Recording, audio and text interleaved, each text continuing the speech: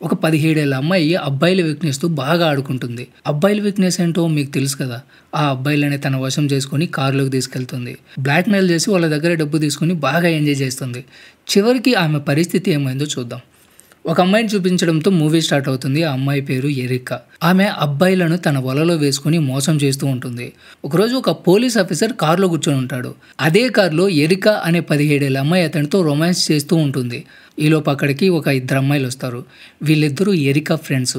వాళ్ళు అక్కడ జరుగుతున్నదంతా వీడియో తీస్తారు. ఎరికాకి 17 ఏళ్ళు మాత్రమే. సో ఆమె మైనర్.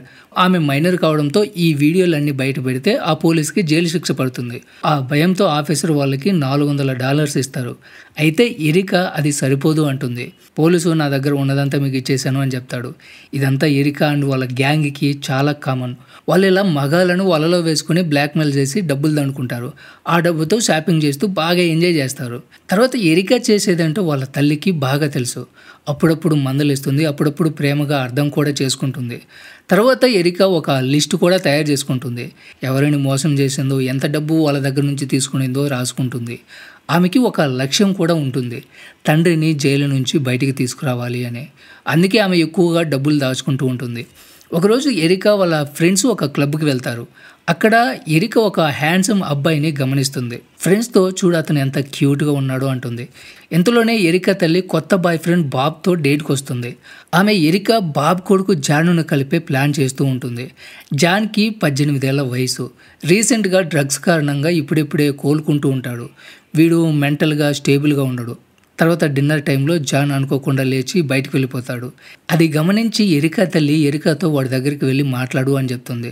జాన్ దగ్గరికి వెళ్ళి మాట్లాడితే నీకు డబ్బులు వస్తాయని చెప్తుంది. కానీ ఇది ఎరికాకి ఇష్టం ఉండదు.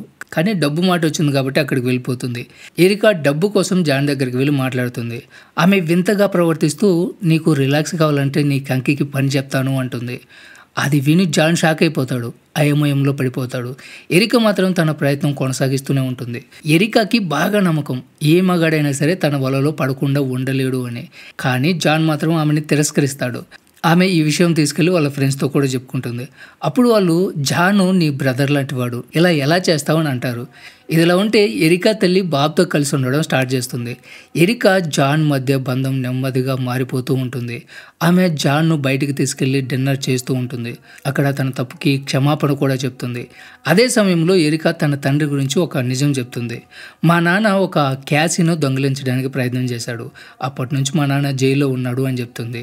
ఇది విన్న జాన్ అసహనంగా మారిపోతాడు. ఎందుకంటే అతను తన స్కూల్ టీచర్ వీల్ను చూసి చాలా కంగారు పడతాడు. వీల్ గతంలో జాన్ని బాగా లైంగికంగా వేధించేవాడు. జాన్ అప్పట్లో అందరికీ చెప్పినా కూడా ఎవరూ పట్టించుకోలేదు. తర్వాత జాన్ తన గతాన్ని గుర్తు చేసుకుని చాలా డిస్టర్బ్ అయిపోతాడు. తనకు జరిగిన అన్యాయానికి వీల్పై చాలా కోపంతో ఊగిపోతాడు. అదే సమయంలో ఎరికా మరోసారి అదే హ్యాండ్సమ్ అబ్బాయిని చూస్తుంది. అతడే ఆమెకి ఫస్ట్ టైం కనిపించిన అబ్బాయి. ఆమె అతని గురించి తెలుసుకోవాలని నిర్ణయించుకుంటుంది. అందుకే అతని లెటర్ బాక్స్ నుంచి అతను పంపిన లెటర్ను తీసేస్తుంది. ఇంకోవైపు ఈ మెంటలోడు తనను తాను గాయపరుచుకునే ప్రయత్నం చేస్తూ ఉంటాడు. అయితే అతని ప్రయత్నం విఫలం అయిపోతుంది. ఎరికా ఇదంతా గమనించి వెంటనే అందరికీ చెప్పేస్తుంది. బాబు జాన్ని హాస్పిటల్కి తీసుకెళ్తాడు. అక్కడ అతని పరిస్థితి చూసి జాన్ ఇంకా పూర్తిగా కోలుకోలేదు, అతను మానసికంగా విసిగిపోయాడు అంటాడు. తర్వాత ఆ రాత్రి ఎరికా జాన్ రూమ్లోకి వెళ్ళి అతనితో మాట్లాడే ప్రయత్నం చేస్తుంది. ఆమె నీ డిప్రెషన్ నుంచి బయటపడేందుకు మనం వీల్పై పగ తీర్చుకోవాలి అని చెప్తుంది. ఇదే జాన్ ఎరికా మధ్య బంధం మరింత బలపడేలా చేస్తుంది. కానీ అసలు ట్విస్ట్ అప్పుడే వస్తుంది. ఎరికా ఆ హ్యాండ్సమ్ అబ్బాయి ఎవరో తెలుసుకుంటుంది. అతను మరెవరో కాదు, వీల్. అంటే జాన్ను గతంలో వేధించిన వ్యక్తి ఆమెకి హ్యాండ్సమ్గా కనిపించిన వ్యక్తి. అది తెలుసుకుని ఎరికా షాక్ అయిపోతుంది.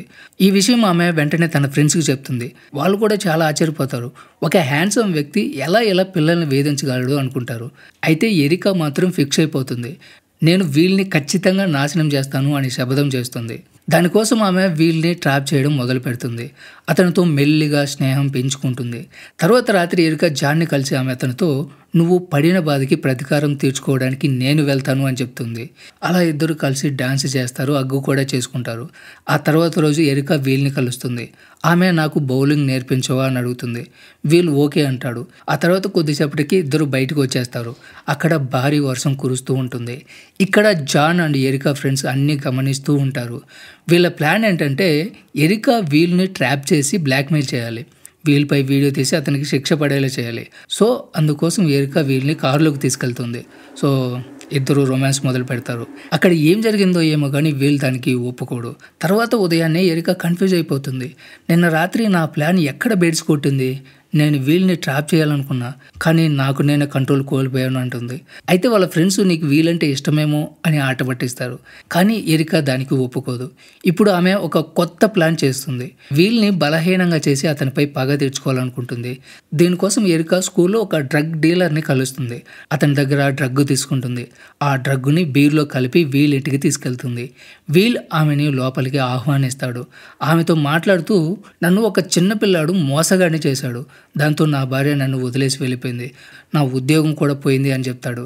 తర్వాత ఇక్కడ బీర్ తాగుతున్నప్పుడు వీళ్ళకి అనుమానం వస్తుంది. దీంట్లో ఏమైనా కలిపారా అని అడుగుతాడు. అతనికి ఎరికా మీద అనుమానం ఏర్పడేలోపు అక్కడికి జాన్ వస్తాడు. ఆ వెంటనే ఎరికా ఫ్రెండ్స్ కూడా అక్కడికి వచ్చేస్తారు. వాళ్ళు వీడియో తీసేందుకు రెడీ అవుతారు. కానీ అప్పుడే అందరూ ఆశ్చర్యపోయేలోగా వీళ్ళు ఒక్కసారిగా కింద పడిపోతాడు. శ్వాస కూడా తీసుకోవడం కష్టమైపోతుంది. జాన్ ఆ విషయాన్ని గమనిస్తాడు. అందరూ చాలా భయపడిపోతారు. ఏదైనా తప్పు చేశామని భయపడతారు. ఈ ఆలోచనతోనే అక్కడి నుంచి పారిపోవాలని వాళ్ళు నిర్ణయించుకుంటారు. సో వెంటనే వీళ్ళ ఇంటి నుంచి పరిగెడతారు. ఆ తర్వాత రోజు పోలీసులు ఎరికా ఇంటికి వస్తారు. వాళ్ళు ఆమె ఫ్రెండ్స్ పై కేసు నమోదు చేస్తారు. ఎరికా మాత్రం అన్ని ఆరోపణలకు ఖండిస్తుంది. అప్పుడు పోలీసు ఇంకా మేము వీల్ని కలవలేదు అని చెప్తారు. సో వీల్ సేఫ్గా ఉన్నాడా లేదా అని తెలుసుకోవడానికి ఎరికా జాన్ వాళ్ళ ఇంటికి వెళ్తారు. కానీ అక్కడ ఒక పెద్ద షాక్ ఎదురవుతుంది. వీల్ సోఫాలో అదే స్థితిలో కూర్చుని ఉంటాడు. కానీ అతను చనిపోయి ఉంటాడు. పక్కకు తీసి చూస్తే అతని వెనకాల ఒక కత్తిపోటు ఉంటుంది. ఇది చూసిన జాన్ ఎరికాలు ఫుల్గా షాక్ అయిపోతారు. సో అక్కడి నుంచి వెంటనే పారిపోయి మెక్సికో వైపు వెళ్ళిపోతారు. ఈ ప్రయాణంలో జాన్ ఒక నిజాన్ని బయట పెడతాడు. వీల్ నన్ను అసలు టచ్ కూడా చేయలేదు. అసలు బాధితుడు నేను కాదు, నా ఫ్రెండు. నా ఫ్రెండ్కి అతని పేరు బయట పెట్టడం ఇష్టం లేదు. అందుకే నేను నా పేరు పెట్టుకుని పగ తెచ్చుకోవాలనుకున్నాను అంటాడు. అది విని ఎరికా ఒక్కసారిగా షాక్ అయిపోతుంది. ఇన్ని రోజులు ఈ నిజం తెలుసుకోలేక తప్పు చేశానా అని ఆలోచిస్తూ ఉంటుంది. తర్వాత జాన్ ఎరికాకి ఒక సర్ప్రైజ్ కూడా ఇస్తాడు. తన తండ్రిని కలవడానికి జైలుకి తీసుకెళ్తాడు. కానీ అక్కడ ఒక షాక్ ఎదురవుతుంది. ఎరికా తండ్రిని కొన్ని రోజుల క్రితమే విడుదల చేసి ఉంటారు.